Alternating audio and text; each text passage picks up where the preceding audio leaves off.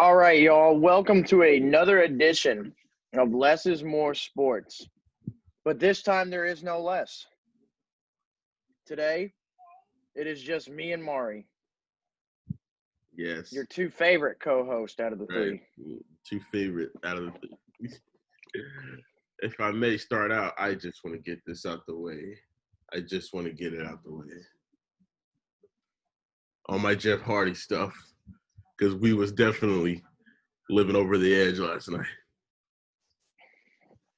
Yes, as Mari is talking about, college basketball did start this week. And that's where we're going to kind of kick off at. Last week, you know, we didn't really get around to talking about maybe a college basketball preview where we talk about who we think's going to be who we think's going to win each of the Power 5 conference, who's going to win player of the year potentially in those conferences, and who's going to even make the Final Four or win the national title in our prediction. So let's start off with a college basketball preview. This is something that I know Les has as well, but me and Mari have been waiting for a long time, the return of college basketball. Obviously, with COVID going on, nobody knew how the college basketball season was going to take place, but it is back. To my knowledge, no fans are allowed except for like family members, I believe. So let's start it off. College basketball preview. We're going to preview each of the Power 5 conferences, who we think is going to win potential player of the years. So let's start off with your conference, Maury. Let's start off with the ACC conference. So here's what it kind of made me mad. Not too mad. Not mad to where I'm like, oh, I can't wait till Louisville proves everybody wrong. It made me mad that Virginia was ranked. They're ranked to win the ACC. Now, I believe it's Jay Bilas that he was defending Virginia. Jay Bilas. I'm sorry. He was defending the loss against with Virginia and San Fran yesterday. He was like, "Oh, you have to give Virginia time. They're still trying to get to know how to play." No. That is not an excuse in my opinion. If you're a top 5 team, unless you're a blue blood because it happens to you guys every year. But I feel like if you're a top 5 team, you have a future Hall of Fame coach, and you're known for like just shutting down even the best of teams not named Duke. And there's no excuse, in my opinion, for them to lose that game. In my opinion, who's going to win the ACC this year, I do have Florida State repeating, mostly because I think they're very well coached. And they're no disrespect to Duke, but in my opinion, I had it written down somewhere. I got my phone in my room. I'm pretty sure they have Florida State finishing 4th, with us finishing 5th behind them. Now, in my personal opinion, I don't think Virginia is going to finish better than us. I think Virginia, if they're still struggling to San Fran and teams they shouldn't just be struggling against, what I'm trying to say. And let's keep in mind here, they shot 2 for 13 from 3. Now, the first game of the year, everybody was like, oh, Virginia put up 90. When has Virginia ever put up 90? And I'm like, yeah, well, kind of didn't play nobody. And a lot of people forget they struggled the first half of that game. Now, I wouldn't put that's probably the only team I wouldn't put in front of the list because we struggled both our games. Difference is, and it's kind of a stretch, I do feel like Carlick Jones should and will finish in the top 5 ACC Player of the Year voting. Because the man is like damn near averaging a triple-double. At least his first 2 games he is. But for our point guard to go out there and out rebound some of these bigs, I'm not saying he's in there fighting with a big, but to see him just average like 18 and 11 so far, insane. Definitely a great pickup. Other than that, really nothing sticks me out. I think you put it best like 2 or 3 years ago. The ACC is so fucking top heavy, and it's really just a fight between Louisville, Florida State, Duke, UNC, and Virginia. To me, it's going to go number 1. It's going to go Florida State. I will put Duke. I put Florida State, Duke. I think I'm forgetting somebody. Florida State, Duke, UNC, Louisville, then Virginia. That's how I have it. ACC player of the year, I actually don't know yet because I don't get into that talk till like the middle of the season because every year I preseason do it and I'm fucking wrong and I don't like being wrong. So, but to me, I'm for sure saying Carlake Jones is going to finish in the top 5, maybe top 3. Yeah, I do feel like at one point during this year he'll have 2 triple doubles because the way he's missing his triple double is just assists. But I did not believe the hype. A lot of people. I know he's a preseason All-American. He only player last year to average 25 and 5. So, boo, my dark horse for at least top 5 is definitely Carlake Jones. Lucas, talk your shit for a second. I'm gonna have to disagree with you on you saying that you think Louisville's gonna finish above Virginia. I'm not going to let the loss to San Francisco be a pass like Jay Billis will, but Virginia is still a very good basketball team. And because this is an early loss for a very good basketball team, an early loss is actually a blessing more than it is a curse for them. Because now an early loss, even though it is a bad loss, means you can learn from it. You know what you messed up on. You can learn from your mistakes. I agree with you that Florida State is going to be a very good basketball team. I have them finishing 3rd in the ACC this year. I have Duke finishing number 1 in the ACC this year. I know Les would probably be flipping out right now of hearing me saying that. But I think Duke finishes number 1 in the ACC with Virginia right behind them, then Florida State, then North Carolina, then I'm sorry, Mari, Louisville. Yeah, I mean, I agree because we're still – because I think I almost said Coach Les. Coach Max said it best. He said this team is too weak. Like, we don't have strength. We don't know how to finish games.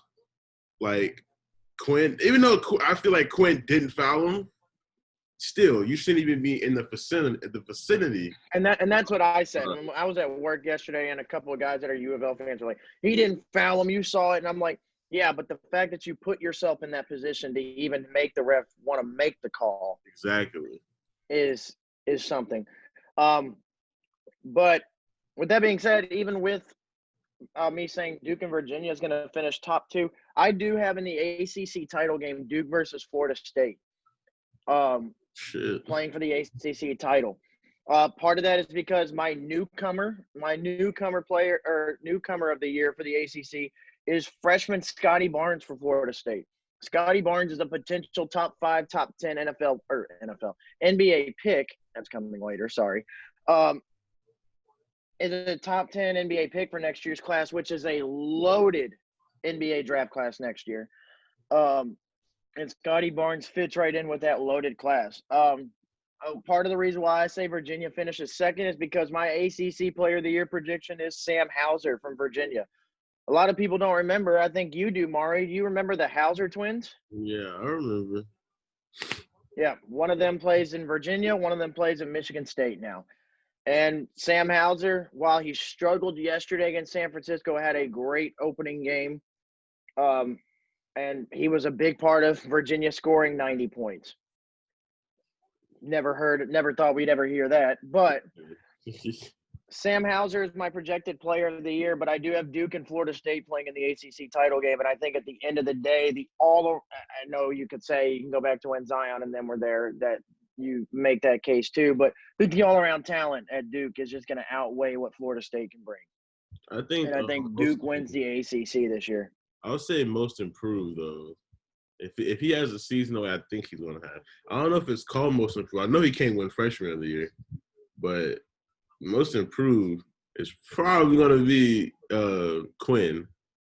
Because I did not know his jumper was that smooth. I don't know if he was just on it today. I know last game when we put him in, he hit. But, dude, yesterday, man, was hitting everything but the rim. And I was just like, wow. So I hope he continues. I will definitely go on record today because I said I was looking forward to watching Josh Nickelberry play. And now I'm just like, nah. Because this guy got injured last year, didn't play a fucking game last year. I mean, that didn't play an important game last year. He got fucking injured. This year he got injured. And then the first thing he posted, they told us it was like a leg injury or something. And I just saw a Snapchat and he was just jumping in the air like a cheerleader. And I'm like, yeah, leg my fucking ass. You sit the fuck down. But I will say, if we put Ige on in and he learns how to play basketball, sky's the limit. Samuel Williamson got injured. Alrighty, so I've got Duke at the end of the day winning the ACC. Is that who you got as well, or you got Florida State winning the ACC? State. Yeah. Alrighty. So let's move on to the Big Ten, which I think potentially top to bottom could probably be the best conference in basketball this year. Potentially. So let's start off. Mari, I know this is more of my conference, but I'll let you start. What you got for the Big Ten? So I know you'll correct me if I'm wrong. I was actually going through the Big Ten the other day because of our ACC Big Ten challenge. And I was like, dude, the Big Ten is so fucking ass. Like, anybody worry about the Big Ten? And then I seen a team that I'm not used to seeing at the top of the board, and that was Wisconsin. Now, I haven't seen Wisconsin play since the Frank the Tank era. But you tell me, like, are they a threat? Like, should we be worried about playing them? Yes and no. Wisconsin is the Virginia of the Big Ten. Okay. They're the team that's not going to excite you. They're not going to put up 90 points in a game. They're going to beat you in the 50s to 60s, and they're going to beat you strictly on defense and fundamentals. And that's what they're going to beat you off of. So I'm not too worried.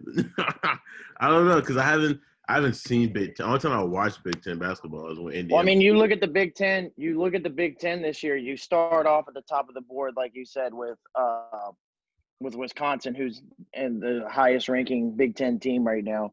Then you go down to Iowa. Then you go to Illinois. Then you go to Michigan State. Then you go to Ohio State. Then you go to teams like Michigan and Minnesota, who are still going to be contenders this year for a tournament spot. Michigan, like Michigan has an athletic program, so. Yeah. Well, still. But you look from top to bottom, even Purdue. Indiana this year, who I think is a sleeper team in the Big Ten potentially. The top to bottom, the Big Ten may just be the best all-around conference in basketball. Now, they're not as top-heavy as the ACC is in terms of their top teams may be better than the other top teams. But when I'm looking from top to bottom, all around, like if they're solid or not, the Big Ten, I think, has the all-around solidness over the ACC. So you have Wisconsin winning the Big Ten? I do not. I don't have Wisconsin even playing in the Big Ten title game. I have Big Ten title game Michigan State versus Illinois this year. Something about this Illinois team just screams either 2005 Illinois with Darren Williams or 2011 with Kemba Walker. Because let me tell you, if you haven't watched Ayo Dosunmu, you need to. Yeah, the kid is a very good point guard. You talk about a kid that could possibly get you a triple-double. Dosunmu is that guy. Well, I would say I forgot Illinois was ranked 8, and I wanted to ask about it yesterday, but I thought maybe it was just because of like scheduling or something. Like maybe I didn't know Illinois was that good, and I forget that they're in the big. They've got a couple guys. So I mean, even if you look. They got a guy, Kofi Cockburn, 7-footer in the middle. Kentucky was high after him, and they decided to stay home in Illinois. He's not a dominant low post big, but he's a guy that can go out there and get you 13 points, 10 rebounds, and block 2 or 3 shots a game. DeMonte Williams, the other guard in the backcourt with Dosunmu, is an electric scorer. This Illinois team could be a potential sleeper team to make a Final Four run this year, just because of how good Ayo Dosunmu is. You look at Williams, the scorer, their down low presence with Cockburn. Illinois could be a sleeper team, but in the end of the day, I'm going to trust my gut, and I'm always going, as far as the Big Ten goes for the most part, I'm never really going to bet against Tom Izzo. Okay, So, I thought you were going somewhere else ironically, with it. that's where the other Hauser twin plays at, and he played very well in his opening game. Um, so I like Michigan State to win the Big Ten this year. My newcomer of the year is, and unfortunately he's currently injured right now, has not made his debut, probably won't until December, but it is Seth Towns from Ohio State. I think once he gets in and gets to play, he is going to be one of the top scorers in the Big Ten, and is going to make a big difference at Ohio State. And then my player of the year, I mean, come on. The guy that dropped 36 points at halftime last night for Iowa, Oh Luka yeah, Garza. I saw that and I was just like, holy shit. I agree with that. I'm interested now in the SEC because of what a good snap Lane sent me last night. Yeah, I'm not worried about no Arkansas fan.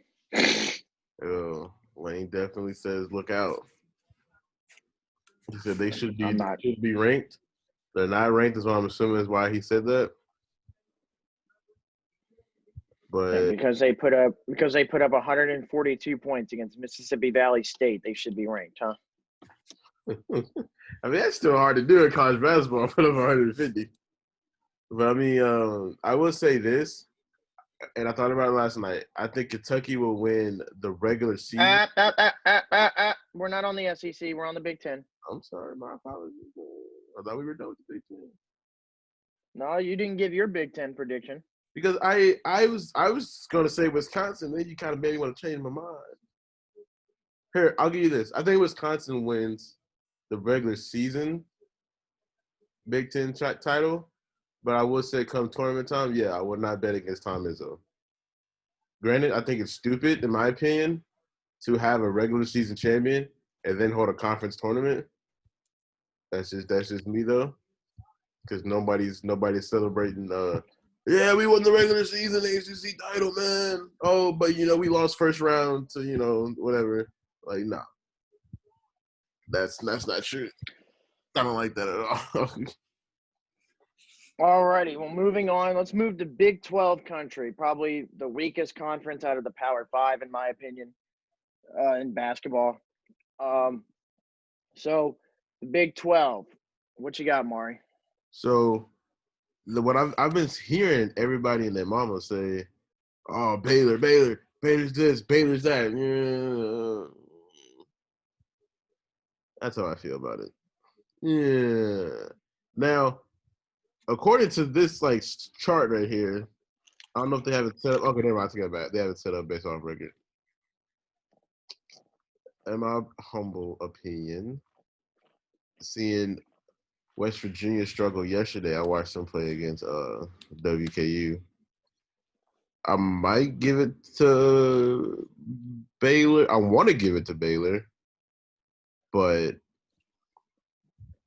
it's just something about that in Texas Tech, dude. You see them play the other day? Mm-hmm. Yeah, something about Texas Tech. Adding Mac McClone down there. The man going to Georgetown to sit, if you get my drift. And okay, I'll give it this time. I'll give it to Texas Tech. They added a lot of talent. They're already talented last year. Louisville fans, we still thank Kentucky for backing us up from getting our ass kicked. So I'll give it to Texas Tech this year. Hey, big brother's always willing to go defend little brother whenever you need it. I'll give it to Texas Tech this year, but I think come tournament time, I think I'll give it to either Baylor or Kansas. Probably most likely Kansas. No, I won't. I'm gonna give it to Baylor. Come tournament time, I'll give it to Baylor. Because Kansas is always they're the I hate saying this. I know UNT's always I hate arguing Kentucky basketball with you guys. But I think Kansas reminds me of Kentucky basketball come main tournament time. You guys make noise in the first two rounds, and then Sweet 16 Elite Eight is just what the fuck happened? You shit the bed. You ever get tired of shit? All right. Well, so we're not going to talk about that because I don't want to argue with you just yet. So Big 12, I do have Baylor and Kansas playing in the Big 12 title game, and I have Baylor ended up winning it all. Part of the reason is because I have them because Baylor has the Big 12 Player of the Year, in my opinion, and Jared Butler. That's who I think wins Big 12 Player of the Year. I'm not a huge fan of this Kansas team. Yeah, me neither. This isn't – I watched them play. I granted now they didn't have the greatest start of the year, having to play number 1 Gonzaga to open up your year. But I'm just not – this isn't your typical Bill Self team. And I'm just not a fan of this Kansas team. I don't know if it's just the roster or the lineups they're using or what, but I'm just not a fan of this Kansas team this year. I mean, they're still going to be good, obviously, but I'm just not a fan of them making a run this year. Right. And then my newcomer of the year, come on, who's potentially going to be the number 1 pick in the NBA draft come next June or whenever they hold it next November again. Cade Cunningham from Oklahoma State. Okay. 100% is going to be the newcomer of the year. So I have Baylor. You have Texas Tech this year, right? Mm-hmm. All righty. So the Pac-12, kind of interesting because they have a lot of teams that you don't think are good until you actually watch them. So let's start out. You know what? I had you start out the last couple. I'll start this one out. Newcomer of the year, I'll get this out of the way because it seems pretty obvious to me. It's Evan Mobley of USC. He's another guy that's with Cade Cunningham that's a potential number 1 pick next year in the draft. Mm-hmm. They just lost Onyeka Okongwu and they replaced him with Evan Mobley. That's got to be one of the greatest transitions in history. UCLA started off ranked, and they're kind of like Kansas in terms of I'm not really sure how I feel about them. I don't really like their roster, I guess. Jamar Baker, the transfer from Kentucky, is out there now, but they don't really have that it guy that can just, that can help you win basketball games. Oregon doesn't really have it either, but Oregon is kind of like that Wisconsin, that Virginia, that they're always going to be there. They're always going to be tops in their conference. Yeah, that's what I was going to say. And they're always going to be there. So Oregon was definitely one of my picks for the Pac-12. And this one was kind of an exciting pick. I'm really excited to see what this team can do, not only from the Pac-12 standards, but from even going into the NCAA tournament. And this team has my Pac-12 Player of the Year, Arizona State. Holy shit! Wait, you have Arizona State winning the Pac-12? Yes. Oh shit! They have my Player of the Year in Remy Martin at 1 guard position. And then you have Josh Christopher, the exciting freshman, the other half of the dynamic duo of Josh Christopher and Jalen Green in high school. I'm really excited. They played really well. Obviously, they lost to Villanova the other night, but it's Villanova. But it's Villanova. And Josh Christopher dropped 28 in that game. And when you have a pair of guards in your backcourt that can both go get you 20 plus, 25 plus on any given night, that's a team come tournament time that could give you that push. Yeah. And so I'm not saying you're wrong. I'm not saying you're out of this world. I just didn't expect it to come out of your mouth. That's all.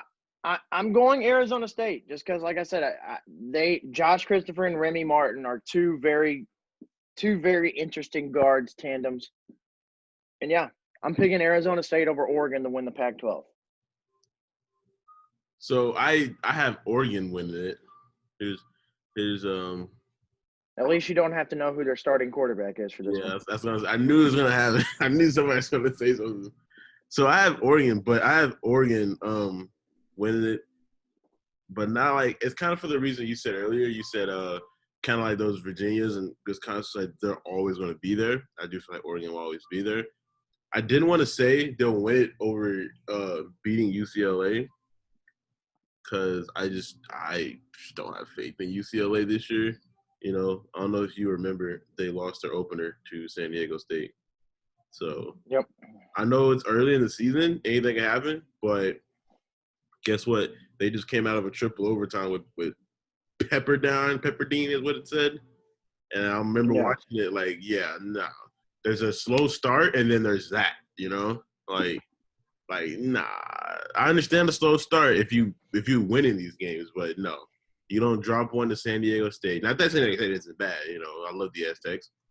And then you go out there and you struggle with the I don't know if Pepperdine's a D1 school or not, but I know they're not a major Yes, they are. I know that they're not a major like conference school. So I don't have Oregon breezing through it. I'm pretty sure somebody's gonna throw them a right hook. I just don't have UCLA being as good as the committee probably thinks they're gonna be. Alrighty. So now, since you wanted to talk about it so early, let's get into the SEC. So, you know what? Just for the sake of a potential debate here, I want to hear what you have to say first. This is what I had to say. I think Kentucky, as Kentucky fashion, will probably win the regular season, right? The regular season title. But I don't have you guys winning the conference if the conference tournament. Now this is more so because of I feel like it's Calipari's thing to go hard regular season. Like I think he's really good at picking his own seed for the tournament. If that makes sense. I think Calipari knows he doesn't want to be like I think he knows he doesn't want to be a 2 seed, like a 1 to 2 seed, because then you're gonna kind of get everybody's best shot.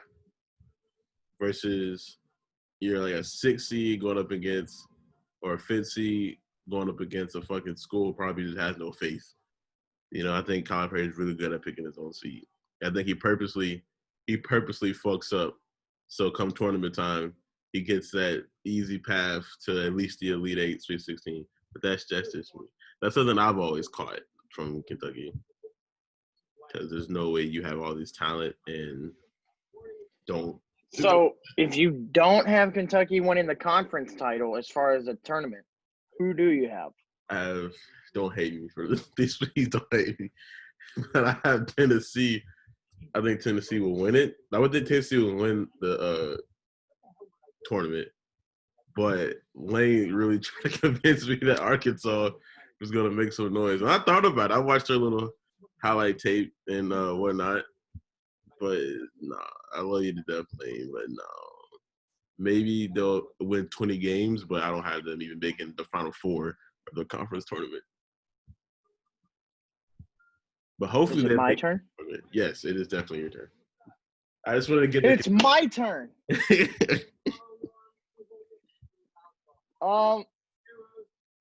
Kentucky winning the SEC this year, and you know what? Knowing Kentucky's history, I'm with you. Mm-hmm. I'm with Kentucky winning the regular season title and losing their SEC title. Because you know what happens when that happens? What? When we lose the SEC title game? What happens? Kentucky goes on a run. And I agree with that. Kentucky always goes on a run. And so I'm going to roll with that. My newcomer of the year in the SEC is 100% going to be BJ Boston from Kentucky. He's going to be a top 5 pick in next year's draft. In the opening game, if you watched it, this Kentucky team is long at every position. They're athletic. This Les I'm touching on kind of what Les did post. This team is long, very good on the defensive side of the basketball, and this could be potentially Cal's best 3-point shooting team. Because when you're looking at the lineup that they threw out on the opening night, now granted, I think Isaiah Jackson and Keon Brooks will end up swapping spots when Brooks comes back off his calf injury. But you're looking at it from Devin Askew. Bitch ass. I was waiting on it. That fucking got Devin Askew at the point guard position, who's just a dog. You know, he may not be the best player out there, but he's going to go out there and give you 110% on both sides of the ball. You go to Terrence Clark, 6'7" shooting guard, long, defends, plays the passing lanes very well. B.J. Boston, another long 6'7" guard forward, plays passing lanes, can shoot, can pretty much do a little bit of everything for you. Isaiah Jackson, who might already might be the best shot blocker in the SEC. If anybody saw the video that went viral of when dude tried to posterize him and he sent that shit back. That shit back. And then the transfer Olivier Sarr from Wake Forest. It just gives you that all-around inside presence that you need. If you want to dump it down to him and tell him to go get you a bucket, you can do that. If you want him to just clog the paint and be a rim protector, he can do that. Rebounds, he's got those. He's an all-around, and he brings, even though he hasn't been at Kentucky for the 4 years, he brings the senior leadership that this young Kentucky team would need. Same with Davion Mintz when he comes off the bench. Brings that senior leadership, even though he hasn't been there at Kentucky. Brings the senior leadership that this team needs to potentially make a run. As far as the SEC Player of the Year goes, I couldn't really choose between three different players. I look at B.J. Boston, obviously from Kentucky, who's going to be probably the best player on the best team in the SEC. You always really usually give that player the consideration. I look at a Keontae Johnson from Florida, who is going to give you anywhere from 18 to 20 a night and potentially 8 rebounds for a Florida team that could sneak in the SEC. And then I'm looking at Trendon Watford from LSU, who's just going to give you everything. Shooting, scoring, assist, rebounds, steals. He's going to give you a little bit of everything. So I couldn't really pick between those three. But I'm going to just, even though I don't have it on here, I have Kentucky winning the SEC just on my paper. But if I'm going off what you said, I've got Kentucky regular season and Tennessee in the tournament just so Kentucky can make their run. Yeah, I think that Kentucky's also getting like a 9-8 day break too if they lose early in that tournament. And you know they're making a tournament just off their fucking name. So, Mari, who is your Final Four and national champion prediction? Yes. So, I know I had one guarantee. That was Villanova. And fuck my fucking paper. Or my laptop, should I say.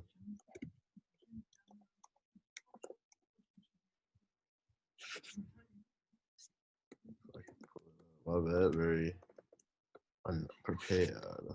All right, so for sure, I can tell you for sure, it's hard because everybody has Gonzaga as in their Final Four, and I really feel like Gonzaga is just going to do Gonzaga things. Like they're probably going to lose to St. Mary's, at least one of the games at St. Mary's. They do every year. I take that. I'll have Nova, Gonzaga. I don't have Virginia. I don't know who the fuck put that shit down. Gonzaga, Villanova.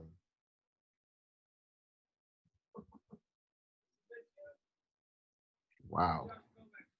It's tough. It's Gonzaga, Nova. I want to say Baylor, because I believe they definitely would have made it last year.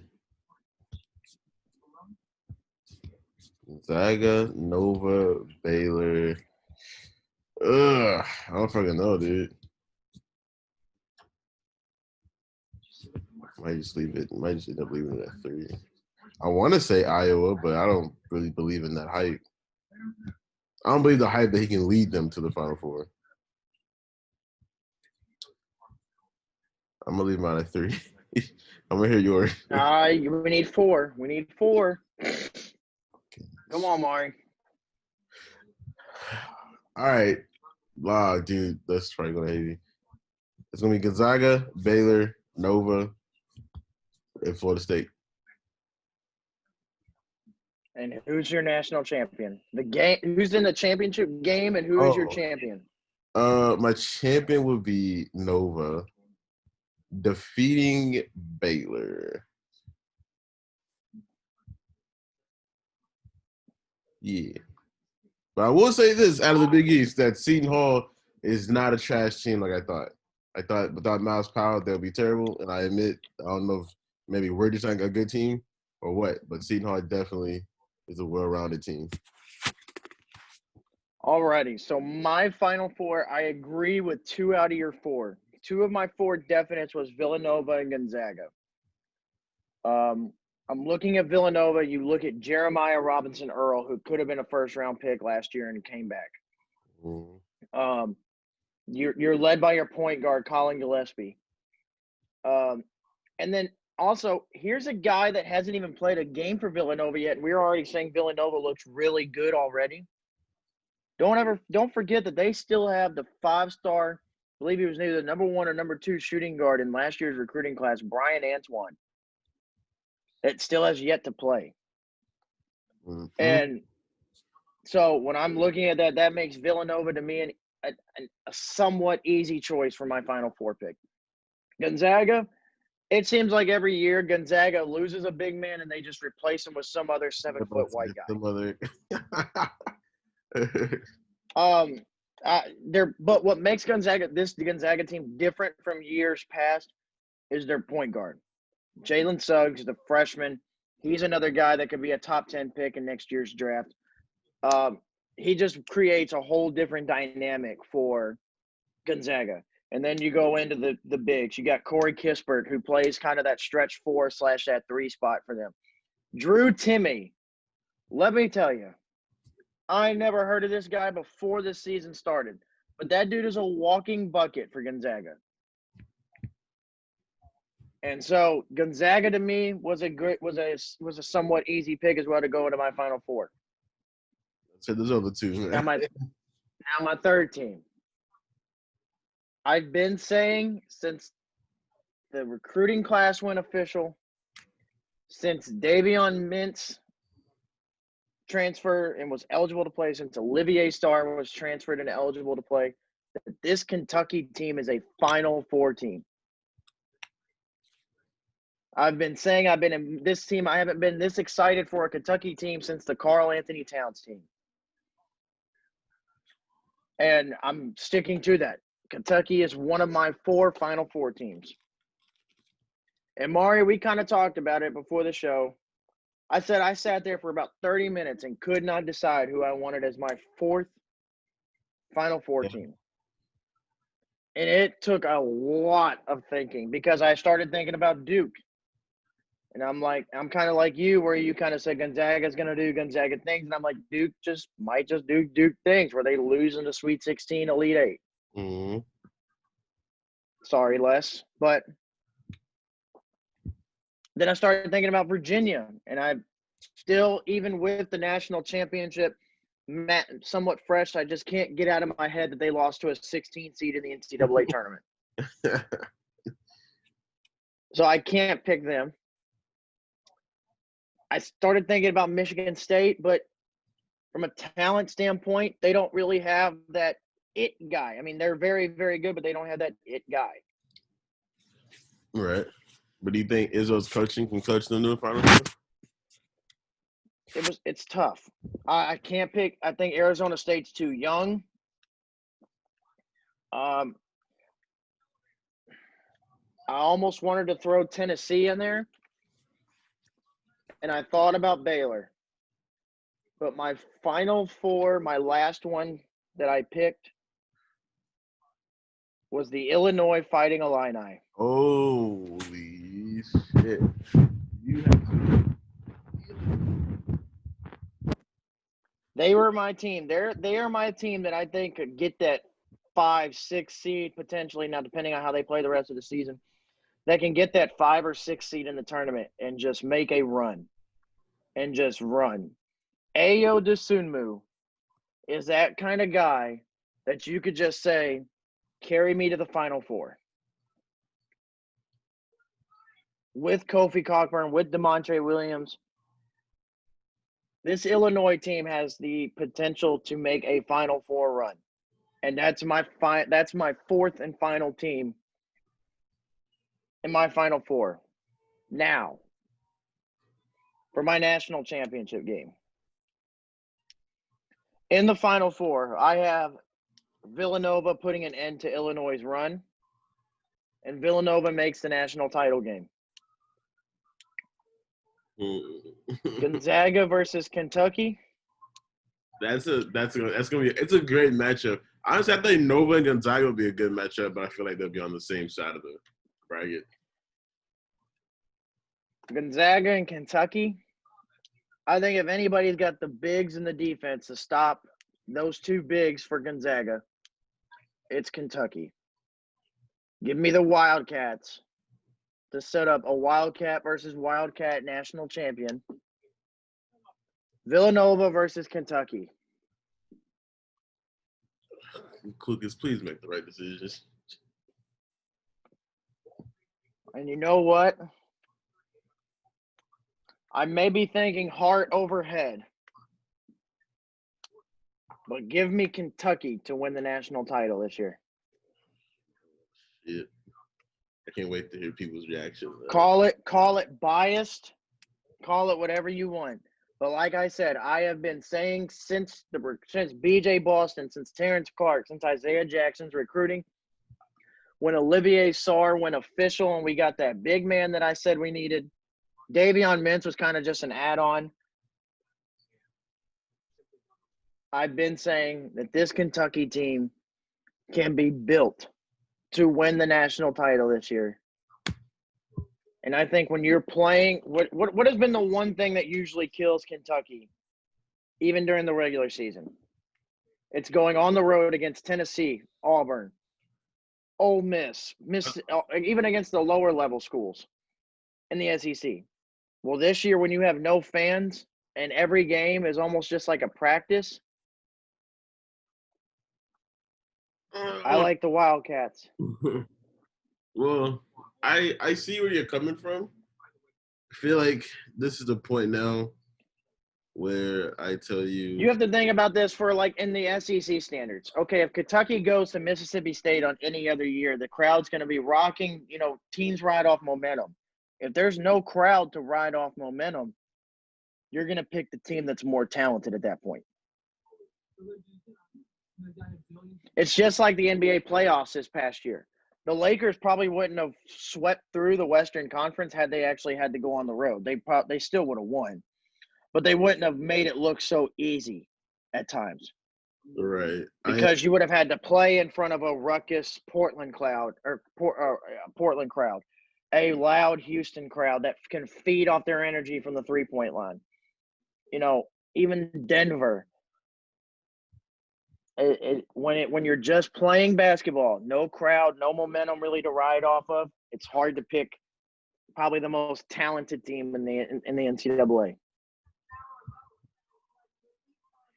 I feel like my fucking team would at least be a Final Four sleeper if everybody wasn't fucking injured out the ass. You talking about fucking my bad. You're talking about Kentucky. This made me think like, shit. To be honest, I feel like this could be the fucking year Louisville can end this fucking streak. I think the way Carl Jones just runs our offense is fucking just – it's better than fucking the way I thought David Johnson would, personally. But if we're debating the U of L UK game this year, I think the winner – I think it would be like last year. It'd be competitive. And then somebody's going to stretch away at the last second. Just pray to fucking God it's us, man. I haven't really sat down and watched a Kentucky game this year because, you know, you guys took Devin, so I'm really trying not to watch a Kentucky game this year. But if Samuel Wilson could stay Boy, could you imagine your three-guard lineup of Carlik Jones, David Johnson, and Devin Askew had he – Oh, what sucks is that he didn't even tell Louisville he was doing that. He just and you could have potentially had Jay Scrub. Man, I'm glad he got drafted. Because if not, I would have been cussing his ass out. But fucking, I feel like this team is still a great fucking team. We can still make a run in both the ACC and the regular season tournament. Malik Williams stretches the floor. If we could get a Gahan and Williams on the same time, I don't think nobody in the ACC can fucking fuck with us for real. I don't know what Gahan does at practice to make Chris Mack not trust him. Because during these 2 games, he's played fucking tremendous versus David Johnson, who's played like hot shit. And Carl Lake is the only one I see out there consistently good. Granted, I don't know the team like that because I did not know our lineup was that fucking bad, like injury-wise. So that's one of – I don't know if you have a sleeper team, but Louisville is definitely my sleeper team. It's one of my sleeper teams. All right. Well, we've touched on college basketball. It's now time to move on to the NFL segment. And no, it is not the Pick Ems yet. If anybody follows my Facebook feed, I posted my first NFL mock draft. I believe, what was it, Tuesday or Wednesday? I thought it was Monday, man. So, with that being said, I'm gonna go individual on the first 5, and then I'll start reading them in groups, and then we'll go over each one. So, number 1 pick in the NFL draft, the New York Jets select Les's child, Trevor Lawrence, out of Clemson. Yeah, for all you people who sit there and say, oh, Trevor should stay in college because it's the Jets picking him, like, bro, you can say that about every single team who has a number 1 pick. Like, get the fuck out of here. Shut the fuck up. Ironically, I feel like the Jets really don't need a quarterback. I think they need Jesus. They need a fresh start. Maybe Trevor Lawrence can bring that fresh start. I think that's what the Jets just need to do. They need to completely clear house from the general manager all the way down to the head coach to even the starting quarterback. And that's nothing against Sam Darnold. I think Sam would trade Sam Darnold. Let Sam Darnold get a fresh start in the NFL. Just completely rebuild, restart around Trevor Lawrence. You cannot go wrong with restarting around Trevor Lawrence. For the love of God, get rid of Adam Gase. Don't even let Adam Gase even have 2 words with Trevor Lawrence. And get a new head coach, get a new general manager that has the right idea, and build around Trevor. Hey, say that again with Adam Gase. Don't even let Adam Gase have 2 words with Trevor Lawrence. Oh, with the number 2 pick, the Jacksonville Jaguars select Justin Fields out of Ohio State.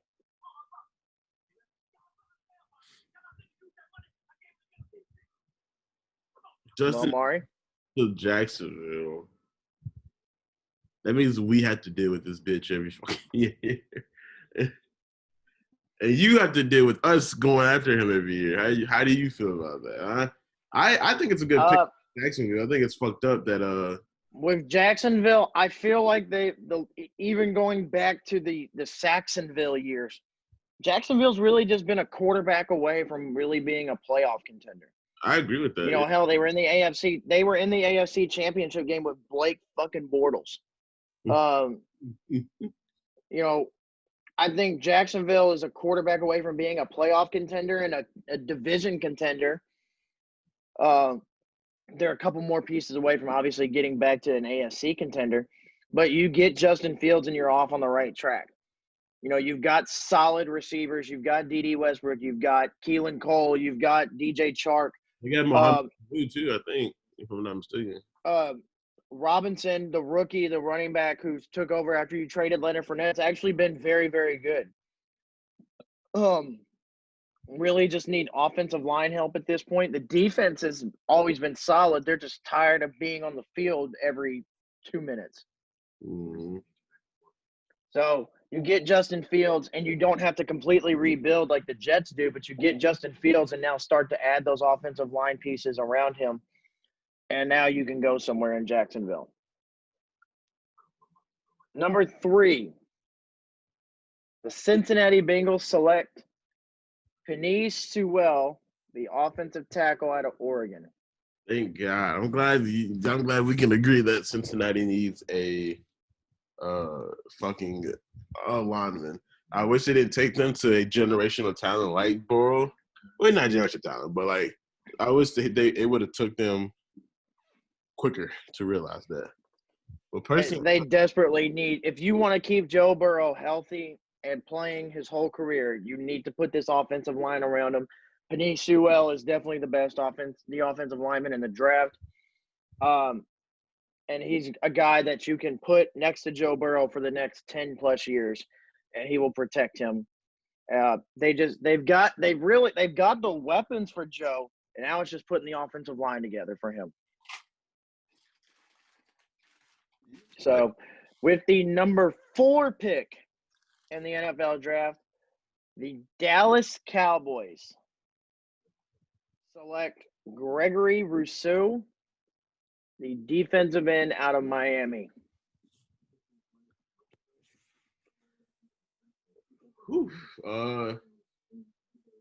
That's tough. I don't know. I always feel like they needed some offensive pieces, and I thought they were drafting offensive.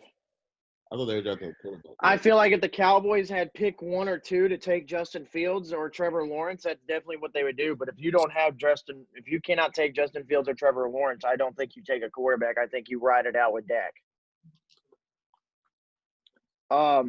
If anything, maybe you need offensive line help just to kind of replace some of these older offensive linemen in Dallas. But when you look at this Dallas team, you've got Amari Cooper. You've got CeeDee Lamb. You've got Michael Gallup. You've got Zeke Elliott. You've got Tony Pollard. Offensive pieces are not what you need. This defense is god-awful. Even when Dak was playing, it's hard to keep up when your defense is giving up just as many points as you're putting on the board. So what outside of your left tackle and your quarterback, what's the most important position in football? Who's getting after your quarterback? And Gregory Rousseau is the best player in this draft to get after the quarterback. He didn't play this year for Miami due to COVID. Decided to sit out this year. He's still the best pass rusher in the draft. And he's still going to go top 5 probably in my opinion. So Dallas, get Rousseau and kind of just restart your defense.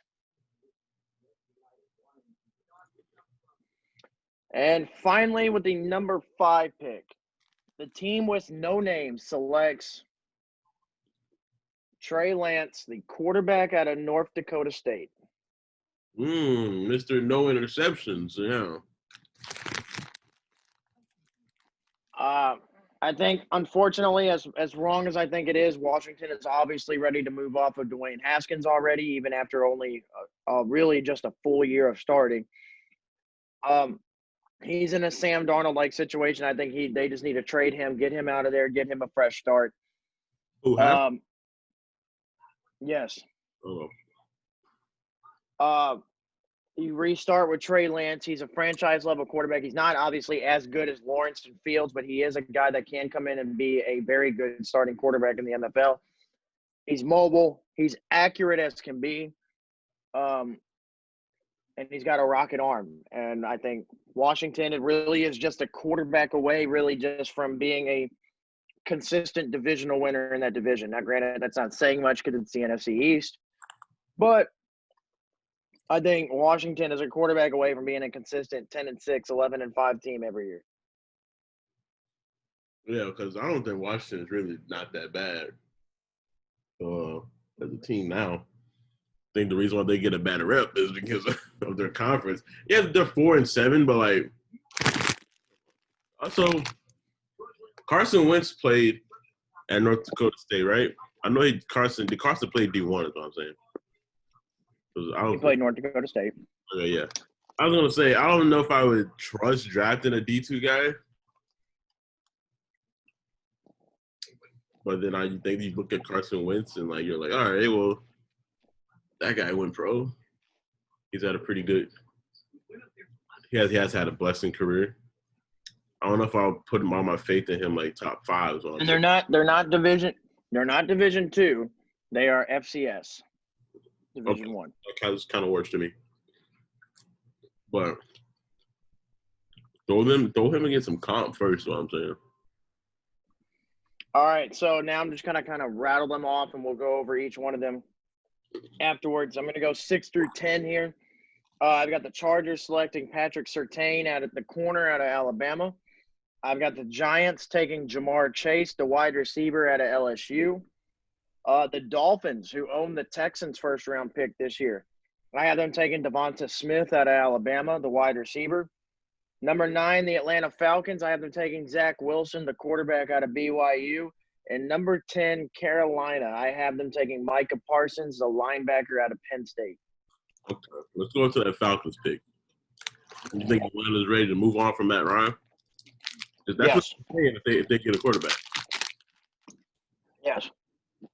The owner has already came out this year and said he is not all for the head coach. He's not all for the quarterback. And they're ready to move forward. And I think whether you keep Matt Ryan around another year to mentor Zach Wilson, or if you decide to trade him right away, I think it's time for Atlanta to get a fresh start with a new quarterback. Zach Wilson can be that guy for Atlanta. Well, you know something? Because he is climbing up the draft boards right now. When you put it like that, because he can be mobile too. I think that's what Julio needs too. It's a young, fresh QB back there. You know what, Klucas? I looked at you kind of crazy for it, but I will give Atlanta that. I do. A new young QB ain't gonna hurt nobody. And then look at Patrick Surtain for LA. LA just kind of needs help with the corner position. Surtain's the best corner in the draft. Jamar Chase for the Giants. At this point, the Giants just need to get Daniel Jones some type of help. Offensive line is solid. You get Saquon Barkley back next year off injury. You got to put receivers around him. Jamar Chase is the best receiver in the draft. The Dolphins, with a blessing in disguise, getting a Texans first-round pick to where they can be very good and still have a top 10 pick. You put weapons around Tua. You put a guy next to Devontae Parker who's going to complement Devontae Parker. And Devonta Smith is that kind of guy. And then Panthers, hey, they miss Luke Kuechly desperately. And you could tell that from the retirement. You get a Micah Parsons, who's the best linebacker in the draft, and he's not Luke Kuechly, but he helps fill a hole. All right, so 11 through 15. This one will have another one that you'll kind of question and think I'm crazy about as well. So number 11, the New England Patriots have them taking Kyle Pitts, a tight end out of Florida. The Lions, I have them taking Jalen Waddle, the wide receiver out of Alabama. 13, the Minnesota Vikings, I have them taking Caleb Farley, the corner out of Virginia Tech. 14, the San Francisco 49ers, I have them taking Kyle Trask, the quarterback out of Florida. And number 15, I have the Denver Broncos taking Kwity Paye, the edge rusher from Michigan. Who's 14 again? You said quarterback. The San Francisco 49ers taking Kyle Trask, the quarterback out of Florida.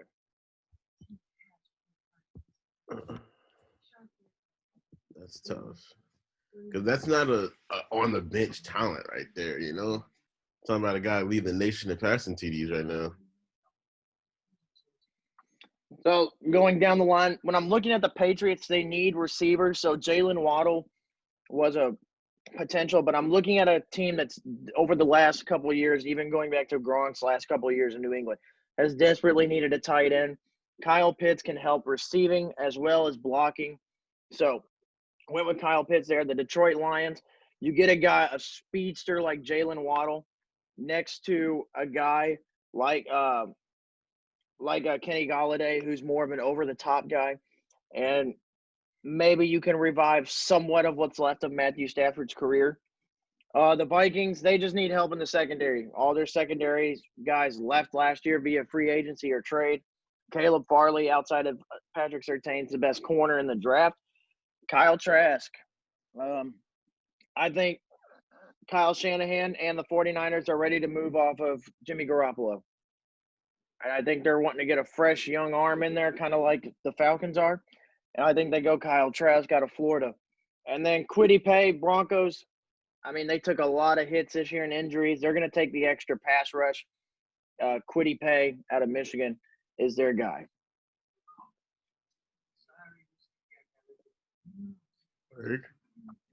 You got anything off that, Mari? No, I mean, I thought it was too early to give up on Jimmy G, especially 2 years removed after he led you to a Super Bowl.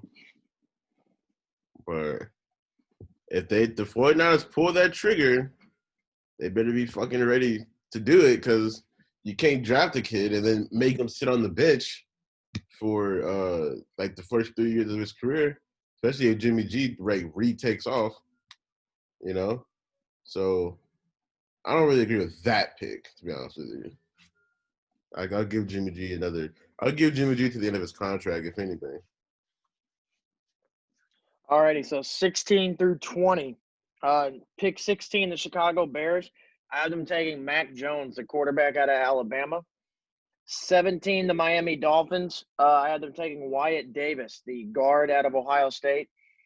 18, the Baltimore Ravens. I have Joseph Asai. Shout out to Les, the edge rusher out of Texas. 19, the Philadelphia Eagles. I have them taking Sean Wade, the corner out of Ohio State. And number 20, the Arizona Cardinals. I have them taking Carlos Basham Jr., the edge rusher out of Wake Forest.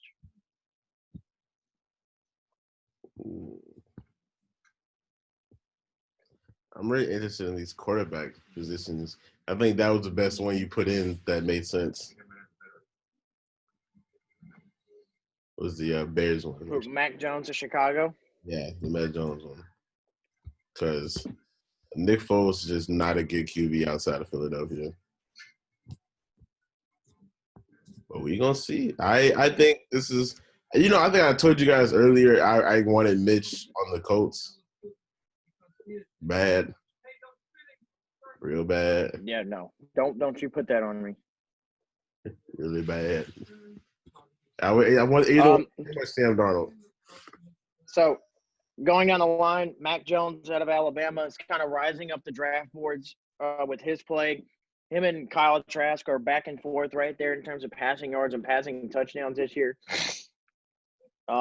Nobody expected Mac Jones to have the season that he's having, and he's having a great one. Now, granted, a lot of these can be said that, he's got Devonta Smith and Jalen Waddle this year. Well, Jalen Waddle obviously went out injured earlier this year, but to start the year, you can say he just looks good because of his receivers, but I think Mac Jones can actually throw the football. And Chicago, I don't think as a GM, I don't think you can go back to your owner after this year's draft and not have a quarterback plan going into next year. So, Dolphins with their second first-round pick, you got your receiver early. Go ahead and get your offensive lines intact to protect Tua for years to go. Wyatt Davis protects the inside.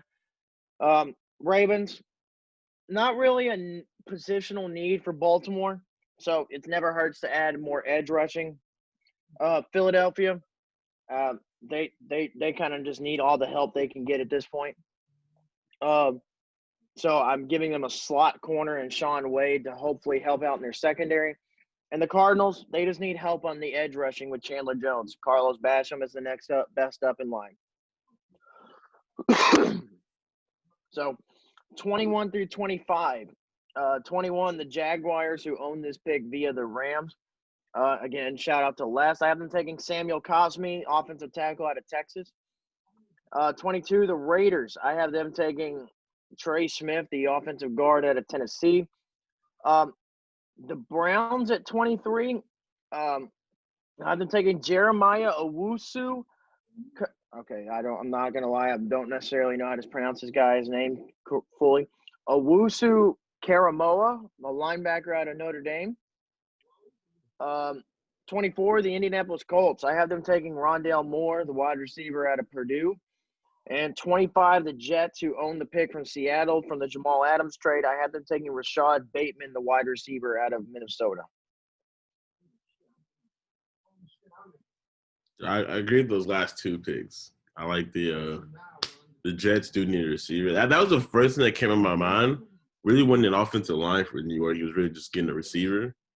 Because my roommate, as you know, is a diehard Jets fan. tells me all the time that they're like on their 11th receiver this year.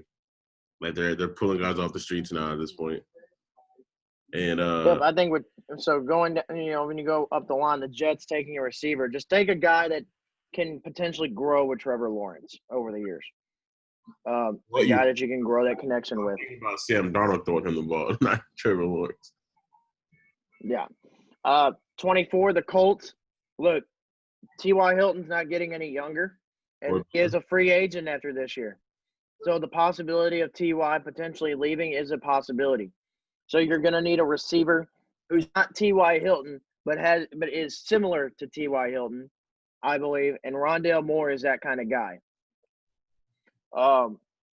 Owusu, the linebacker for Notre Dame, to the Browns. The Browns just need linebacker help.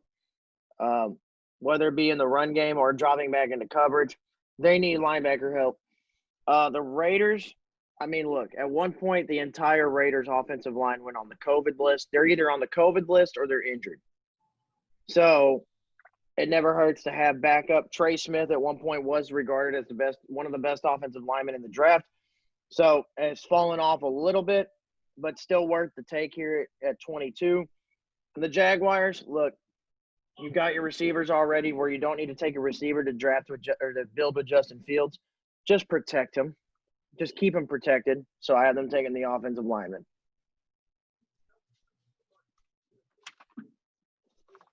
And then I will just do 26 to 32 here. So 26, the Tennessee Titans, I have them taking Christian Barmore, the D tackle out of Alabama. 27, the Tampa Bay Buccaneers, I have them taking Tyler Shelvin, the defensive tackle out of LSU. 28, the Buffalo Bills, Elijah Vera Tucker, the offensive tackle out of USC. 29, the Green Bay Packers, I had them taking Terrence Marshall, the wide receiver out of LSU. 30 to the Kansas City Chiefs, I had them taking Chris Olave, the wide receiver out of Ohio State. Saints at 31, I had them taking Dylan Moses, the linebacker out of Alabama. And 32 to the Pittsburgh Steelers, I had them taking Najee Harris, the running back out of Alabama.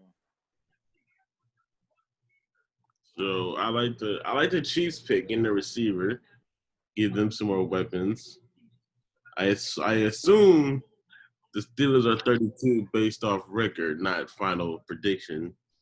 Yes, this is based off their record right now. So, I mean, I don't have a really complaint about the last pick. I think I like the Chiefs one. I was going to say, if we don't get Mitch or Sam via trade or pickup, do you think we should consider drafting a quarterback? After Fields and Lawrence are gone, Zach Wilson, Trey Lance, Mac Jones, Kyle Trask, I don't know if there's really a guy worth trading up for to trade up for. I mean, had he played this year, the potential for Jamie Newman would be there from Georgia. But his draft stock is pretty much going to come down to how he does at the combine and his pro days. So, when I look at the Titans pick Christian Barmore, just need inside help. That's it. Just more depth in the inside.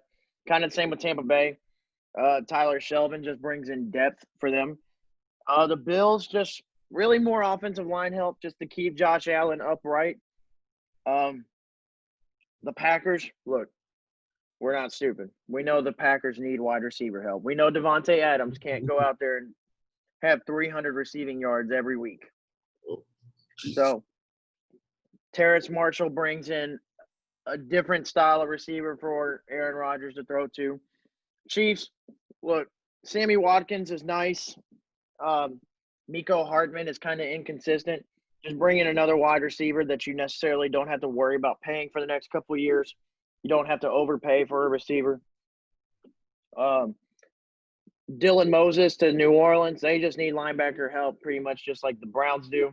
And the Steelers, yeah, James Conner is nice. And Benny Snell has been all right. And I think he's more of the backup for Pittsburgh. When I look at Pittsburgh, they just don't have the same type of running game that we're used to Pittsburgh having. And I think you bring in a guy like Najee Harris from Alabama, and you look at the Alabama running backs in the NFL and the success that they have in the NFL. I think it's hard to not pick Najee Harris for Pittsburgh to help revive your running game.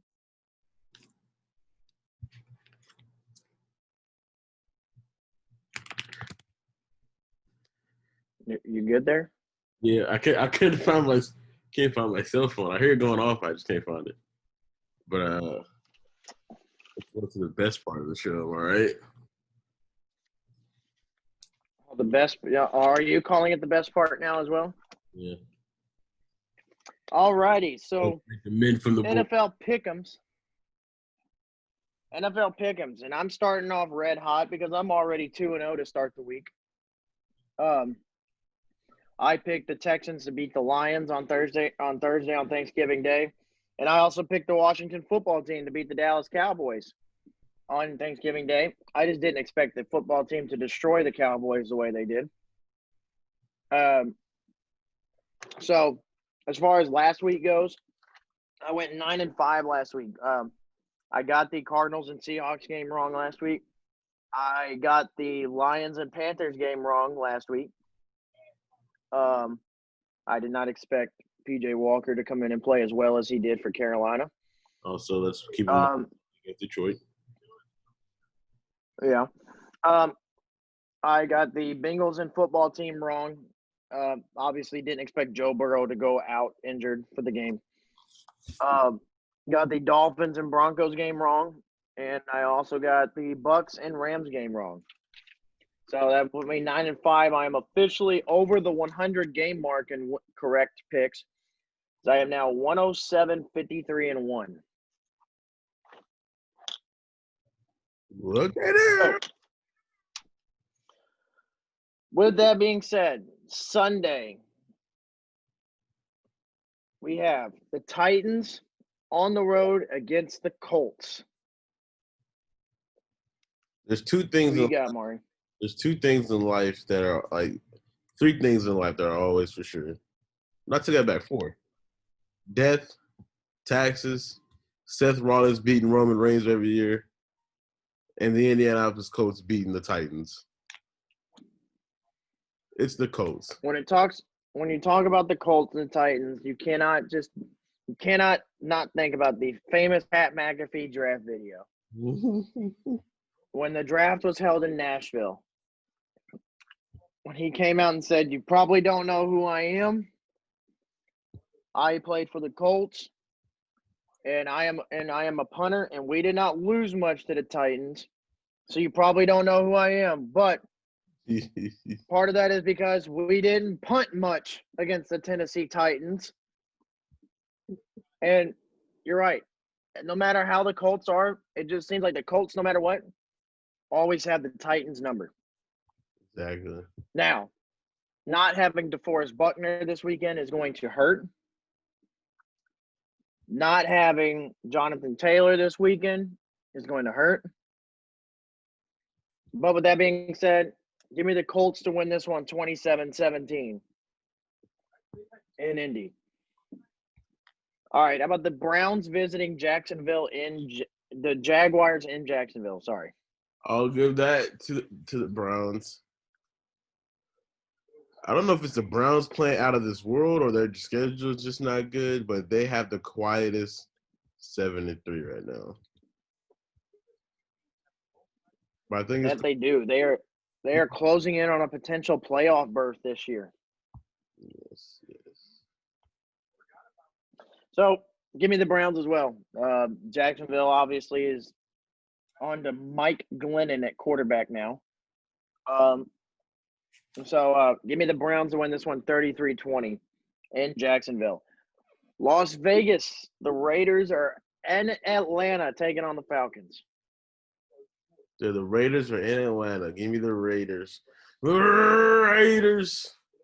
I have to take the Raiders. I feel like any team that can take their defending Super Bowl champions in back-to-back close games, definitely give them the dues. I got the Raiders. Yep, give me the Raiders as well, and I got them winning by 10 in this one. Give me the Raiders 23-13 against Atlanta. Nice. The Chargers. Oh well. Louisville running back Maurice Berkeley, who started for the Cardinals the past 2 games, is done for the year via the Courier-Journal. What do you do? I'm not sure. Where's my? I can't find my phone, ladies and gentlemen, so I can't get none of this shit. Give me a second. I'll pull it up for you. And he was actually playing really well. Exactly, dude. I hope it's not like, oh, I'm entering the draft. It doesn't even say. It just says he's out. That's it. It has to be something bad then. Because if it was COVID, they would have just said COVID. All right. So, anyways, back to the NFL. Chargers on the road against the Buffalo Bills. I like Justin Herbert, but I'm gonna go with the Bills. Bills in a blowout. Nope. Bills by 11. Give me the Bills. I got the Bills winning this one 28-14. I just don't think the Chargers are ready for these type of games yet. Kind of a sleeper, boring game here that I don't really care for, honestly. I flipped a coin to see who was going to win this game because I don't really care. Giants at Cincinnati. Yeah, shit either. I'll give it to the Giants though. I'll take the Bengals ain't shit without Burrow. Yep, I flipped a coin and the coin said the Giants, so I got the Giants 23-16 over the Bengals. Carolina at Minnesota. Teddy is. I know he is playing this week. Yep, Teddy is, but Christian McCaffrey is not. I'll still give it to. I'll give it to Minnesota. Close game. Give me Minnesota by a touchdown. It seems like the last couple of weeks, Minnesota, I don't know what it is, but they found a niche the last couple of weeks, especially on the offensive side of the ball. And, yeah, just give me Minnesota 31-24 over Carolina. Arizona, the Cardinals are in New England taking on the Patriots. I know the Patriots, I think, on a 2-game winning streak. Yep. Give me Arizona still. Arizona by 2 touchdowns. I got this as a close game. It seems like every week, even when New England loses, it's always in a close, nail-biting game. So give me the Cardinals to win this one 28-24. It's going to come down to a last possession. Dolphins in New York against the Jets. I'll go ahead and start off this one. Give me the Dolphins by a lot. 35-13, Dolphins win.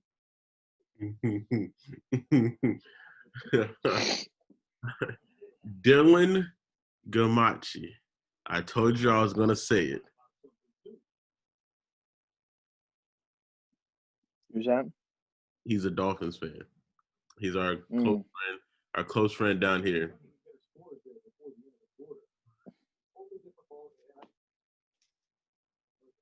Is that all you were going to say? Nope. I think this is the game the Jets win. Oh, what? This is the game. When I woke up Tuesday and we were, our friend group, we were all going through like the schedule. I was like, if there was a game, I think it's this one. Granted, I wouldn't be surprised if I'm like 150% wrong, but I'll say I'm just gonna stay with the Jets just because I always have that upset every week of a team. And the last 2 weeks, let's keep in mind, last 2 weeks I was right. All right, I picked the football team last week. I think I picked them the week before, I think. So my upset this week is going to be – and you picked the Jets to beat the Patriots the week before that, too. And I was almost right on that one. Oh, almost only counts in horseshoes and hand grenades. Anyways, 405 NFC West matchup: San Francisco and the Rams in LA. I have the Rams. The defense is going to suffocate Jimmy G. And by defense, I mean everybody but Jalen Ramsey. Jalen Ramsey will probably be on somebody's highlight reel again, wondering, oh my God, where was the safeties? Give me the Rams in this one, 31-17 over San Francisco. San Francisco's just undermanned this year. 405 still. The Saints versus the Broncos in Denver. Is this Jews week? Nope. Drew is still out.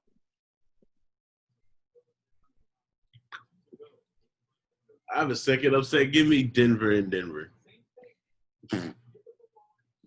Boy, I'll tell you, Taysom Hill played really well last week. So give me the Saints, 28-17 over Denver. Denver, again, just like San Francisco, is undermanned. 425, maybe a potential Super Bowl matchup. The Chiefs on the road in Tampa against Tom Brady and the Bucs. Yeah, I saw this. Give me the Chiefs. The Chiefs, I love you, Granddad. I think the Chiefs are gonna win this by a lot, to be honest with you. Because I didn't notice it until Shannon said something that the Bucs really haven't shown up in prime time this year.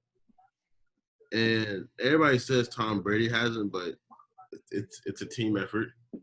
So the Bucs haven't shown up in prime time this year. Give me the Chiefs by a whole lot. There's going to be a lot of touchdowns thrown and no quarterback handshakes. Tom Brady's going to make his usual sprint to the locker room at the end of the game because he's probably going to lose this game by 30. I won't say that. Give me the Chiefs, though, to win 34-30 in this one. I think this is a little bit closer. But I'm going to go with my homeboy, Les. The Chiefs. Sunday Night Football, Green Bay and Chicago at Lambeau Field. I'll go ahead and say this one for you. Give me the Packers by a lot, 33-14. And you know what's crazy?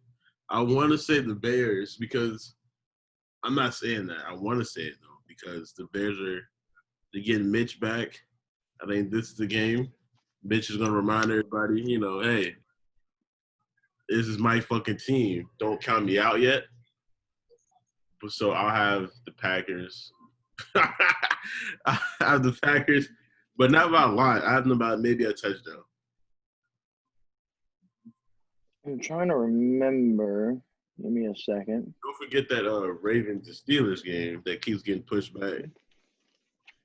Oh, I know. Trust me. We're getting to it. Monday Night Football, Seattle on the road against Philadelphia. Give me Seattle by a lot, 28-10. Yeah, I don't know why that's even Monday night game. And then Tuesday, what the game has been pushed back to now, Baltimore in Pittsburgh. No Lamar Jackson. Give me Pittsburgh by a lot, 33-17. You know what's insane is I hate saying this. Even with Lamar, I'd say Steelers by a lot. But okay, chill out. What's insane to me is more so my gut feeling. I believe it's RG3 that's going to play this week. Oh, stop it, Mari. No. Hear me out. I have a feeling that the Ravens would win only because of the transition and the bullshitness. But don't get me wrong, the Ravens were the only team this year to come close to beat Pittsburgh outside of Dallas. But who the fuck sees Dallas as a threat? I don't know what I'm talking about. It's Pittsburgh by a lot. I forgot they had like 15 people on the coronavirus list. Thank you. About to say, don't do it, Mari. The more I was talking out loud, the more I was realizing, like, oh, wait a minute. That's not good. Alrighty. You know what? We actually did all that pretty fast. You just want to go off the script here? You pull a WWE. Oh, this is where we go off the script. Yeah, I was actually going to tell you the best promo, right? And I wanted to ask you, because I knew you give your great, humble, hopefully humble opinion. Which wrestling match promo is better? The Raw versus Stone Cold at WrestleMania, which is my introduction to Limp Bizkit, or CM Punk's whole promo against the quote unquote WWE management. CM Punk's. And what I mean by that, it's the CM Punk John Cena Money in the Bank match promo. Yeah. That promo is the greatest promo in WWE history. So the greatest insult to me in that feud was, and I feel like Cena really hit Punk when he said, "You are no longer an underdog. You're a dynasty. You have become what you hate. You have become the New York Yankees." And then just, bow. Bro, what? Imagine me coming up to you in a wrestling match. I don't tell you I'm doing it, and you hear me tell you, you have become the Michigan Wolverines. Yeah, I expect that face right there. Like, that's the face I expect to see. But you know what? I want to give a little bit of credit where credit is due. Can we talk about how Roman Reigns actually put up a good wrestling performance against Drew McIntyre? It was, and I thank you for letting me watch that. But to me, he overdid the spears. I think he speared Drew 4 or 5 times. I think 2 of them were like back to back. And I don't know. I think maybe 3 spears is enough. You don't want to do what they did with Seth Rollins and The Fiend, where he cursed on them 11 fucking times. I can tell you. But like, after all the shit that we've talked about Roman, how he can't put together good promos, how he can't put together good wrestling matches, I'm not gonna lie to you. I don't know if it's been Paul Heyman whispering to him, telling him what to say, or what. But this Roman that's came back, this is the Roman that everybody wanted to see 5 years ago when he debuted. Exactly, bro. And I feel like all wrestlers, it's just me, John Cena too. And I know he's been faced for like half our lives. I feel like all wrestlers work better when they're heels. Because they go out there, they can pretty much say what the fuck they want to say. I think being a babyface ruins careers. But like Roman's promo with Drew last Friday, Drew, you will always be my favorite, number 2. I think when you give letting Roman just do what he wants to do, and that's what's making his promos great. I mean, okay, we all know this whole Samoan head of the table. We know what this is leading to. It was crazy. I know it's not something that we may want it to lead it to, but we know what it's leading to. It's leading to WrestleMania 2021. Roman Reigns versus The Rock for the Universal title. You think The Rock's gonna win it? The reigning, defending, undisputed Universal Champion, Roman Reigns. Honestly, not only for the Universal title, for the head of the table, the leader of the family. So, to me, it's gonna make for a great promo. What I would say is, I would have this, right? You have Roman hold it to Mania, I guess. come Royal Rumble, right? It's number 30. 5, 4, 3, 2, and doom, doom, doom, doom, doom, doom, doom. I said you have Brock come back, reclaim his Paul Heyman back, and then maybe you finally have a good main event match between Brock and Roman at Mania. See, but that's my question. Yeah, well, no, well, not necessarily Brock. So now, what does WWE do with Drew? You pretty much just had Orton as a transitional champion to transition it right back to the person he beat it off of. I'm not really sure how that worked. So now, what does Raw do with Drew? It's a good point because you can't have him. You can't have him feuding with fucking Orton like forever. I mean, I get it. They're having this triple threat match now that's going to have Keith Lee, Matt Riddle, and AJ Styles. The winner is the number one contender. But and no disrespect, like I'm not saying anything against AJ, but is AJ really the route you go with Drew? I mean, I feel like that's your safe goat because who in their right mind is having a bad match with AJ Styles? So I think AJ's the scapegoat for WWE.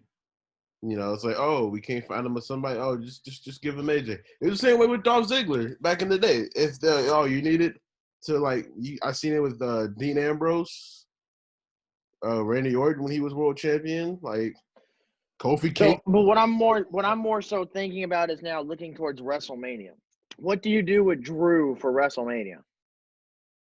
That's if he makes it to WrestleMania as champion. But okay, but if not Drew, then who is it? Well, the Miz is still Money in the Bank. Still holding the money. That's what I'm waiting on. That is what I'm waiting for. So maybe you go, you can go the Seth Rollins route with the heights of the century, or and you know me, I've been waiting ever since like 2017 when Miz was riding around with the Intercontinental Championship, saying it was the most prestigious title in the WWE. I've been waiting for another Miz title reign. Exactly. I think maybe you were talking about it when he was cutting out those promos every week, and I was like, bro, give this man one more world title. Just to solidify. And it's gotta be a good title reign. Like it's gotta be him coming out as the heel champion every week. Just let him talk. Put it like that. He got so, and don't get me wrong, I like The Rock, but I really felt it was selfish of WWE and The Rock, I knew it was all his idea, to have The Rock pretty much overshadow Miz's world title reign. Like, the first 2 months of it wasn't bad. But when The Rock and Cena feud was starting, dude, it made the Miz just look like a footnote in that feud. All right, so you talked about what you would like to see with Brock Lesnar. You know what I would like to see? What they did. I'd like to see number 30. 5, 4, 3, 2, 1. The arena goes silent. Well, there's probably going to be no fans, so it's already going to be silent. But the virtual crowd is going to go silent. And they're going to do it for a dramatic pause where they're not going to have anybody come out. Everybody in the ring just turns and looks because they're just like, okay. And then all you hear.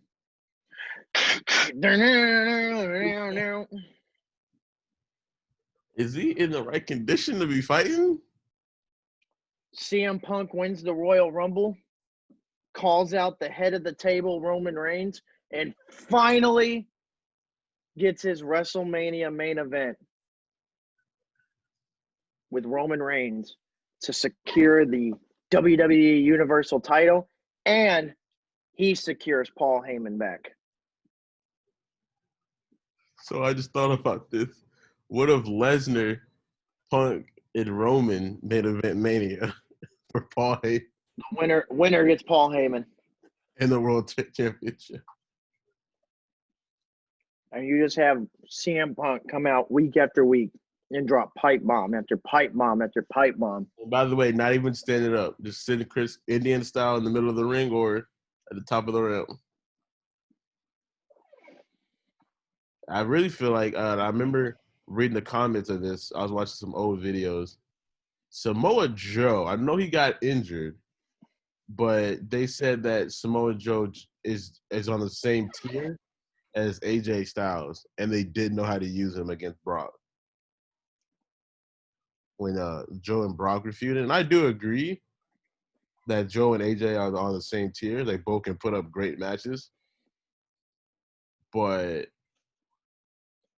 I really do agree with the fact that they use Joe very poorly in his WWE run. Because they don't know how to use him. Do you use him as a big guy like a Kane or like a Braun Strowman, like a big guy? Or do you use him like an AJ Styles? Because he's both. Mm-hmm. He's both a big guy and he's uber athletic to be like an AJ Styles and them. So like, I don't think they really knew how to use him. And I think what WWE needs to do is just go back and watch old TNA films. It was I noticed. Detroit has parted ways with head coach Matt Patricia. Oh, dude! Every time you say "huh," I just think, "Oh, Louisville has finally decided to cancel everything they've ever won in the program and give all the titles back." Oh no, I probably would have just left and would have called you. What was I gonna But say? Joe's getting bigger too. They need to go back and watch old TNA films, and how they used Samoa Joe back then is exactly how they need to use him now. Like the Nation of Violence and fucking just walking around putting people to sleep. Like, yeah. Yes. That's how you fucking do it. But he should have been the Beast Slayer by putting the Beast to sleep. And Joe, it was crazy is Joe he lyrically murdered Brock in that feud. Like, I don't know if you remember the last time they spoke. It was like the night after of fucking Balls of Fury, by the way. The night after that stupid pay-per-view. And remember, they were all arguing in the ring. And he was like, you hear that? Yep. That's why part of. He said, you hear that? He's protecting you from me. And he was like, you look over here when I'm talking to you, or we can settle this out right now. Bro, the fear on Brock and Paul's face when he said that was too fucking real. He knows I got your number. And he said, "Oh, you got his number, huh?" He said, "Oh, you got your number, huh? You really showed that last night. Hey, you're a real mouthy for a guy that got beat down by Braun Strowman last night." Bro, in my opinion, Samoa Joe, like there's levels to this shit. First of all, and if there's any WWE superstar right now that can compete with CM Punk, word for word on the mic, it's Samoa Joe. Okay, I thought you meant all time. I was about to hit you. I meant imagine CM Punk standing in the ring and Samoa Joe drops the Jeff Hardy pipe bomb. Hey, shut your mouth. Treat this like an AA meeting. Shut your mouth while I'm presenting to the group. The very few guys there's very few in the industry that is tier. It just came across my TV screen that the Lions fired the coach. But there's very little tier 1 guys on the mic in wrestling. And my tiers is Punk. This is of all time. It's Punk, Heyman, Chris Jericho. I'll give it to him. Samoa Joe. To me, that's about it. Those The are like Rock. Is it really good? I mean, the guy's good at roasting people, but like, what's about The Rock, Stone Cold? No. Stone Cold definitely not tier 1. Stone Cold was good about talking about kicking ass, but he wasn't really good at promoting a match like those other 4 are. The Rock was just good at just roasting motherfuckers. I wouldn't make one of the greatest One of the greatest, most underrated Rock promos ever was when he challenged Hollywood Hogan to WrestleMania. I think it was 18. The first match, I think. Yeah. When he came out and he said, you want me to tell you what these people did? They went right to their toilet bowls and took one big hulk of crap every time you picked up a mic. Which one was it? I think it was the second one where he was in Hollywood. No Way Out. It was No Way Out 2003. And he was like, You called The Rock a rocker jabroni? Hulk Hogan was like trying to get pumped up in the crowd, and The Rock's like, ugh. He said, "Hey yo, I'm sorry, but can we skip to that thing where you do the? Let me tell you something, brother." He said, or let me. He said, or maybe you're not understanding the. He said, don't you remember? He said, it wasn't until The Rock challenged you to go to WrestleMania that you became popular again. He said, or let me say it to you. He said, maybe The Rock just whooped your ass so hard you don't remember. He said, well, let me speak it to you like this. Well, let me tell you something, brother. What you gonna do? So who's your Mount Rushmore of promo skills? I believe there's 5 people. I don't know. Well, there's 4 on a Mount Rushmore, but My bad. so. But if you want to do 5, we'll do. Paul Heyman is this probably the GOAT on the mic. Is this in order? It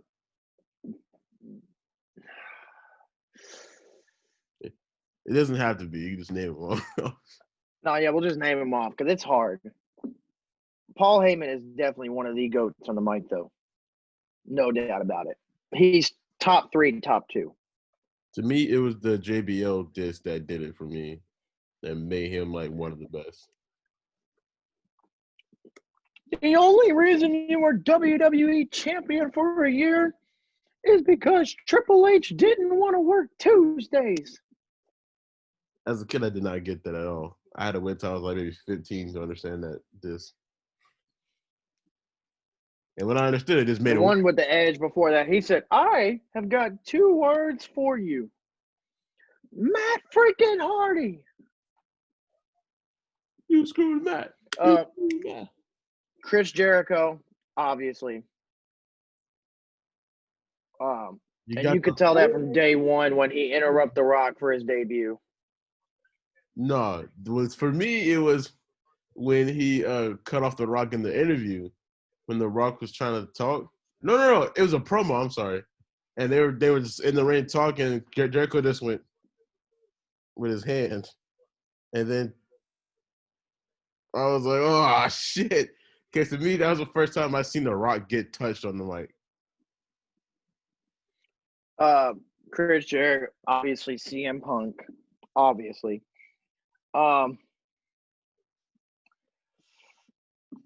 Samoa Joe, definitely the Samoa Joe. I would be eager to say, I would probably put him in there until he dropped the, hey, you shut your mouth while I'm presenting with the group. Yeah. that put him in that whole tier of holy shit. He just said that. Another underrated promo that I don't think nobody remembers is when he was cutting one on Roman backstage, and he was yelling at Renee. He goes, "The Shield will never come back because of me. Dean Ambrose is now a stay-at-home husband living off his wife's paycheck." Keep in mind, he was interviewing with Renee, who, if y'all don't know, is Dean's wife. And he said, "And Roman Reigns tonight will understand that it may be his yard, but he lives in my world." And then walked off. I was like, no. Keep in mind, this is a United States mid-card championship match. And he had me thinking this was about the main event fucking WrestleMania. And let's not forget the style shit too with the Wendy. No, yeah. 5. That's tough. You got 3 so far. We got 4, my bad. Yeah, I was about to say 5.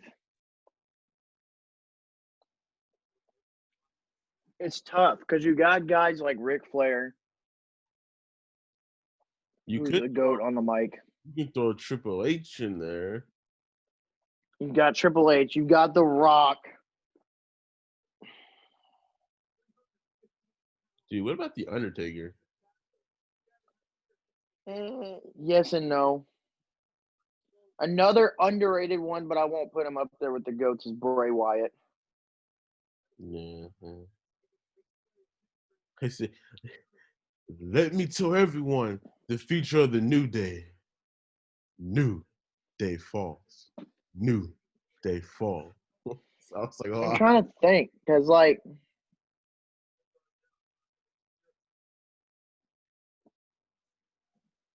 I said, you got Ric Flair, you've got The Rock, Triple H, low key John Cena. that's what I'm saying. There's very little tier one. There's only four. In my opinion, there's four tier one promo guys. Honestly, I would probably have to put John Cena up there just because when you go back, now that I start to think about it after I said his name, when you go back, it's not even necessarily how John Cena promos a match, like leading to the match. Go back to his Thugonomic days. Him talking shit about his opponent and his raps before the match would even start would hype the match up to more than what it is. Right. So I agree with that. I'd have to put John Cena up there. Congratulations, kid. It took you 5 years to cut a halfway decent promo, but now I'm about to shrink you down to size. That's the other thing. When John Cena gets like quote unquote kayfabe angry and ready to like really rip his opponent, he does it. I remember he's the reason why I wasn't interested in the Cena and the Miz match at Mania when they had Maurice and Nikki. Because I was like, yo, Cena just lyrically murdered the Miz before this match. Like, nah, that clearly shows me Cena's about to squash like the Miz. And like I said, Cena was very good at not necessarily the promo leading to the match, but hyping a match up to more than what it is. Yeah, because that Cena and Roman match had disaster written all over it before that promo. And so, And first of all, hold on. I know he murdered AJ Styles. I can't remember what he you said. got the franchise player on the Super Bowl stage. So get that gorilla Big Show out of his cage. Man, trying to think of something Cena. He said to AJ, he said, why? Because I didn't go to the indie scene.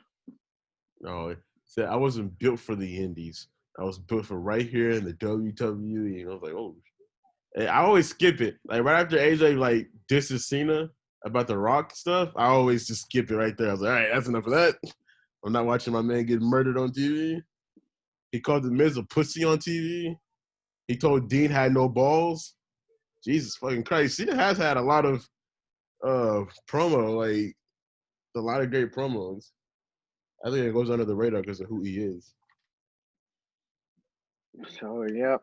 He Well, didn't win. He didn't win, by the way, before you ended. He didn't win, but he did stand toe-to-toe with Punk during that contract signing. oh, 100%. I All think right, so I think we'll go ahead and cut it off there. Again, Les, we missed you, but he's off doing work stuff. So, with that being said, this is another episode of the Less is More Sports podcast. Be sure to follow us on Twitter. Les is at Less is More Sports. Mine is at Jacob Klucas. mine is Marxic 14, MARXIC 14. Alrighty, and then with that being said, I'm Jacob. Mama. All right, and we out.